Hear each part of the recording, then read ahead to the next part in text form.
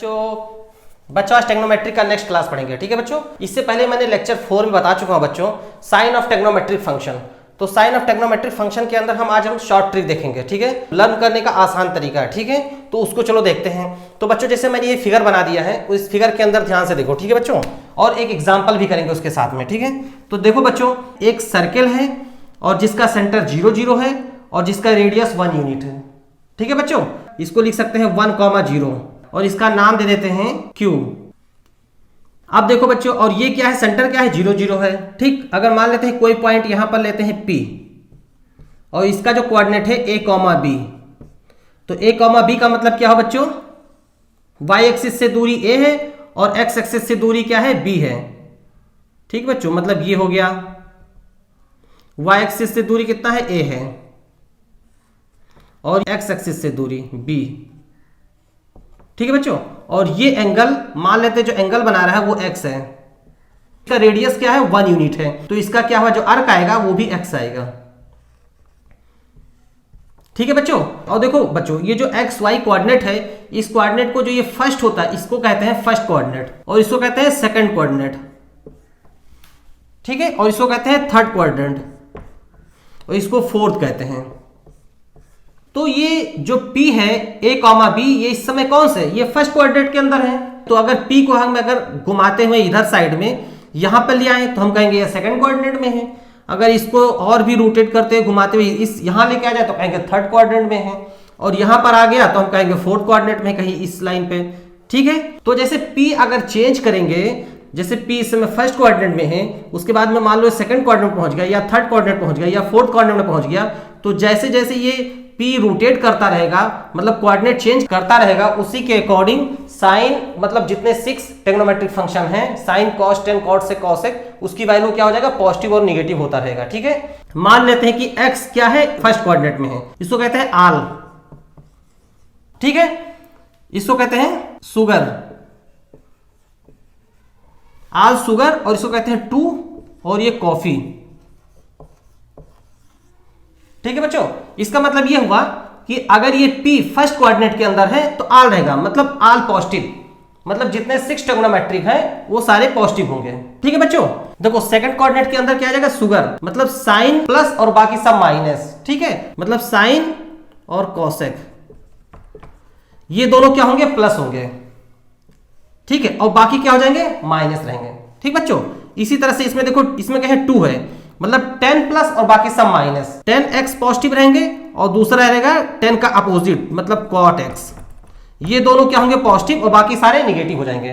ठीक बच्चों, इसके अंदर क्या है, कॉफी, cos प्लस और बाकी सब माइनस, तो इसको मतलब क्या हुआ कि cos x और cos का अपोजिट वाला मतलब क्या, sec x, ये दोनों क्या होंगे, पॉजिटिव, बाकी सारे क्या होंगे, नेगेटिव होंगे। ठीक है बच्चों, तो इस तरह से ये शॉर्टकट होता है। ठीक है बच्चों, ये याद करने का सही तरीका है। अगर इसको देखो, आल का मतलब सब, सारे पॉजिटिव, सुगर मतलब साइन प्लस सब माइनस, तो जब साइन हम प्लस कहते हैं तो साइन का जो अपोजिट होगा वो भी प्लस होगा। ठीक है बच्चों, तो सुगर क्या होगा, साइन प्लस सब माइनस, 2 का मतलब होता है 10 प्लस सब माइनस, और जब 10 बोलेंगे तो 10 का जो एक अपोजिट है कॉट, वो भी प्लस होगा, बाकी सब माइनस। इस तरह से कॉफी, कॉस प्लस सब माइनस, कॉस, लेकिन जो कॉस का अपोजिट वाला है वो भी क्या होगा, पॉजिटिव होगा, जिससे क्या होगा, सेक्स एक्स, ये भी क्या होगा, पॉजिटिव होगा। तो ये शॉर्टकट तरीका है बच्चों। ठीक है बच्चों, एक एग्जांपल लेते हैं। ठीक है, एग्जांपल ये है कि x इक्वल टू -10 π/3, इसको बताना है सारे 6 टेक्नोमेट्रिक फंक्शन जो हैं वो क्या होंगे, सब प्लस में होंगे, माइनस में हो, क्या होगा। तो चलो इसको देखते हैं, बहुत आसान है। कैसे करेंगे, देखो, मतलब जो अभी मैंने इससे पहले फिगर बनाया था, यहां फिगर जस्ट एक तुरंत बना लेते हैं।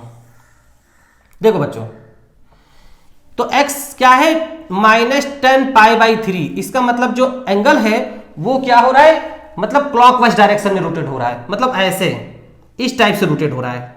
ठीक है बच्चों, ऐसे इधर जाएगा, क्या हो रहा है, क्लॉकवाइज डायरेक्शन में हो रहा है, इसका मतलब नेगेटिव ये हुआ। सबसे पहले तो चेक करना है कि x इक्वल टू -10 π/3 ये किस कोऑर्डिनेट में आएगा, फर्स्ट में आएगा, सेकंड में आएगा, थर्ड में या फोर्थ में, किस में आएगा। तो देखो पता करने के लिए क्या करें, देखो माइनस को हटा दो, माइनस का मतलब क्या होता है, ये क्लॉकवाइज डायरेक्शन में। ठीक है, तो 10 π/3 लिखा हुआ है, देखो इसको ऐसे लिख सकते हैं। देखो मतलब इसको हम ये करें कि एक रोटेशनल फिर अदर रोटेशनल, इस तरह से इसको हमें बनाना है। तो अगर इसको हम बनाए तो देखो ऐसे लिख सकते हैं। देखो बच्चों, 3π + π/3। ठीक है बच्चों, इसका मतलब क्या हो बताओ बच्चों, मतलब जो ये वैल्यू है ये पहले 3 पाई मतलब 3 बार पाई पाई रोटेट चला है, रोटेट हुआ है, उसके बाद में पाई बाई 3 पहुंचा है। इसका मतलब ये हुआ, ठीक है बच्चों। लेकिन क्या है, ये क्लॉकवाइज डायरेक्शन में, ये याद रखना। तो देखो एक्स एक्सिस से चला, मतलब क्या हुआ 3 पाई। 3 पाई का मतलब देखो यहां से गया यहां 1 पाई, ठीक, यहां से फिर यहां गया 2 पाई, फिर यहां से यहां गया फिर 3 पाई, मतलब क्या 3 पाई पे यहां फिर पहुंच जाएगा। फिर उसके बाद कितना चल रहा है, पाई बाई 3 चल रहा है।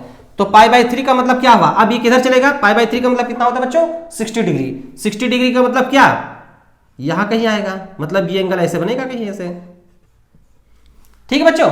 तो इसके मतलब जो P है, जो वो P रोटेट अभी इधर मैंने P बनाया था, ये P कहां, यहां आएगा कहीं। कोऑर्डिनेट में है बच्चों, ये सेकंड कोऑर्डिनेट में है, मतलब इसमें शुगर साइन प्लस और सब माइनस। तो इसका मतलब ये हुआ, इस वाले वैल्यू इसका जो आंसर हो जाएगा, देखो साइन x और दूसरा cos x, इन दो वैल्यू क्या होंगे, प्लस में होंगे, ठीक है। बाकी सारे वैल्यू माइनस में होंगे। cos x, cot x, tan x और उसके बाद में sec x, ये क्या होंगे, निगेटिव होंगे।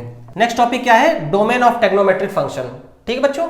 मतलब इस 6 टेक्नोमेट्रिक फंक्शन के मुझे डोमेन फाइंड करना है, ठीक है। तो सबसे पहले हम डोमेन जान लेते हैं, क्या होता है साइन x और दूसरा लिखते हैं tan x, ठीक है।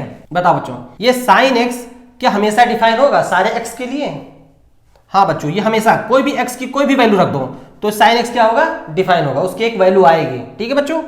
लेकिन देखो, ये देखो बच्चों, अगर tan x लिखते हैं तो tan x को ऐसे लिख सकते हैं, देखो tan को लिख सकते हैं क्या, साइन अपॉन कॉस हो जाएगा, sine x upon cos x, ठीक है बच्चों। तो क्या बताओ बच्चों, क्या tan x हमेशा डिफाइन होगा, मतलब सारे x के लिए, क्या उसका एक वैल्यू आएगा, नहीं बच्चों, ऐसा नहीं हो सकता। बच्चों अगर ये cos x की वैल्यू 0 हो जाएगा तो बताओ ये tan x डिफाइन होगा, ये इनफाइनाइट हो जाएगा तो अनडिफाइन हो जाएगा, ठीक है बच्चों। तो इसका मतलब क्या हुआ, मतलब ये वैल्यू 0 नहीं होना चाहिए, तो ये 0 नहीं होना चाहिए। इसका मतलब क्या होना चाहिए, बताओ बच्चों, x इज नॉट क्या होता है 2n प्लस 1 पाई बाई 2, ठीक है, जहां पे n क्या करेगा, इंटीजर है। अगर x ये नहीं रखोगे तो ये कभी 0 नहीं होगा, और जब ये 0 नहीं होगा तो ये क्या हो जाएगा, डिफाइन हो जाएगा, ठीक है बच्चों। तो इसका मतलब क्या हो जाएगा, जो डोमेन होगा, डोमेन क्या हो जाएगा कि मतलब फॉर ऑल x रहेगा, सारे x के लिए रहेगा, लेकिन x केवल ये नहीं होना चाहिए। अगर यहां पर हम x इक्वल टू लिख दें पाई बाई 2, बताओ x equal to pi by 2 पे देख लें तो cos पाई बाई 2 का वैल्यू कितना होता है, cos 90 की वैल्यू क्या होता है, 0। तो 0 का मतलब क्या है, साइन x अपॉन 0, तो ये वैल्यू क्या हो जाएगा, इनफाइनाइट हो जाएगा, तो ये अनडिफाइन हो जाएगा। तो x ये नहीं होना चाहिए, ठीक है बच्चों। तो सबसे पहले इधर हम लिख देते हैं फंक्शन और इधर लिखते हैं डोमेन, ठीक है बच्चों। अब देखो थोड़ा समझने का, देखो नंबर 1, क्या साइन x क्या होगा, डिफाइन होगा for all x contain real number, सारे रियल नंबर के लिए साइन x की वैल्यू क्या होगी, डिफाइन होगी, ठीक है बच्चों। दूसरा देखो cos x भी क्या होगा, डिफाइन होगा for all x contain real number, सारे रियल नंबर के लिए ये भी डिफाइन होगा, ठीक है बच्चों।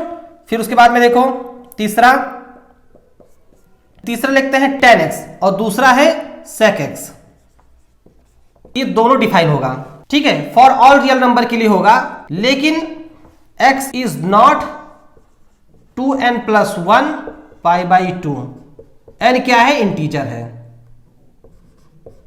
चौथा देखो cot x और दूसरा है cos x, ठीक बच्चों, ये क्या होगा, डिफाइन होगा फॉर ऑल रियल नंबर, लेकिन बस x की वैल्यू ये नहीं होना चाहिए, n पाई, और जहां n क्या है, इंटीजर है, ठीक है बच्चों। तो ये क्या है, फंक्शन हो गए और ये इसके डोमेन हो गए।